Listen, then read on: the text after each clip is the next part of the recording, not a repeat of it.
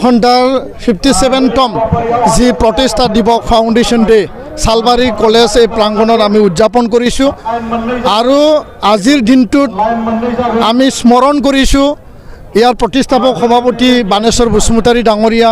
আৰু সাধাৰণ সম্পাদক কনকেশ্বৰ নাৰ্জাৰী ডাঙৰীয়া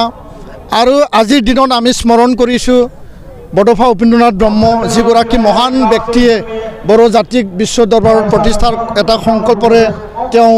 আগবঢ়াই নিছিল। আজিৰ দিনটোত আমি স্মৰণ কৰিছোঁ,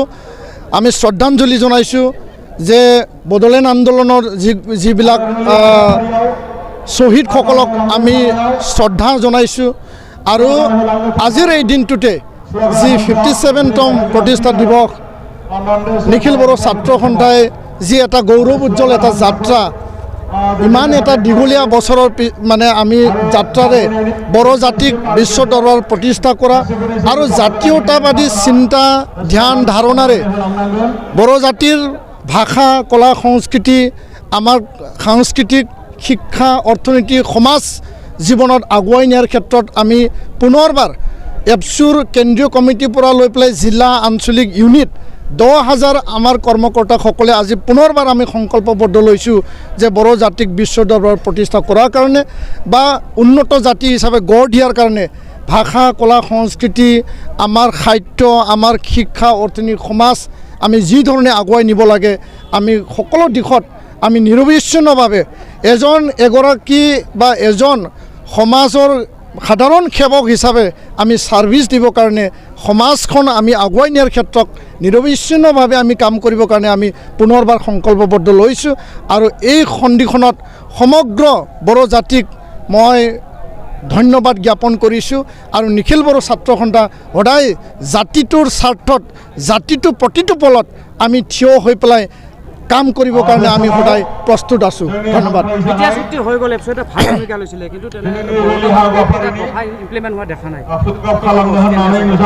বিটিআৰ শান্তি চুক্তি 4 বছৰ অতিক্ৰম কৰিলে আৰু এই 4 বছৰত কিছুমান দফা ৰূপায়ণ হ'ল আৰু আমি আগতেও কৈছোঁ যিবিলাক দফা কিছু দফা ৰূপায়ণ কৰিলে তাৰ বাবে কেন্দ্ৰীয় আৰু ৰাজ্য চৰকাৰক ধন্যবাদ জ্ঞাপন কৰিছোঁ, কিন্তু যিবিলাক মূল দফা আছিল আমাৰ সমষ্টি পুনৰ নিৰ্ধাৰণ কৰিব লাগে, 40টাৰ পৰা 60টা বনাব লাগে,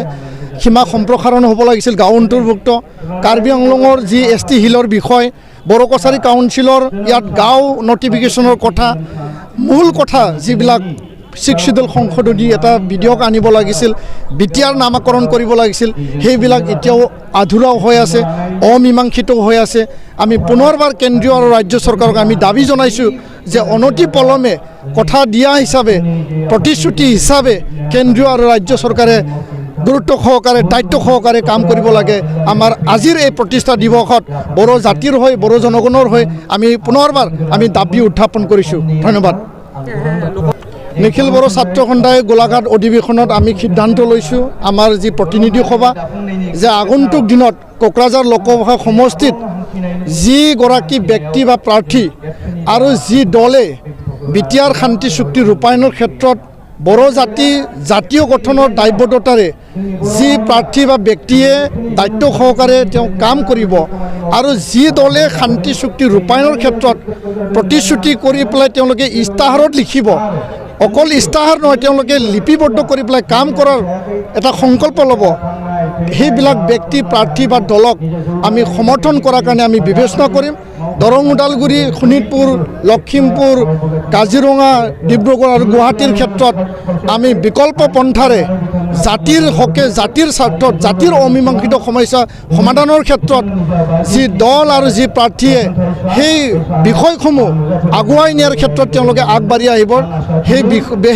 ব্যক্তি প্ৰাৰ্থী আৰু দলক আমি বিবেচনা কৰিবৰ কাৰণে আমি বাধ্য হ'ম, এই কথাটো আমি স্পষ্ট কৰি দিছোঁ।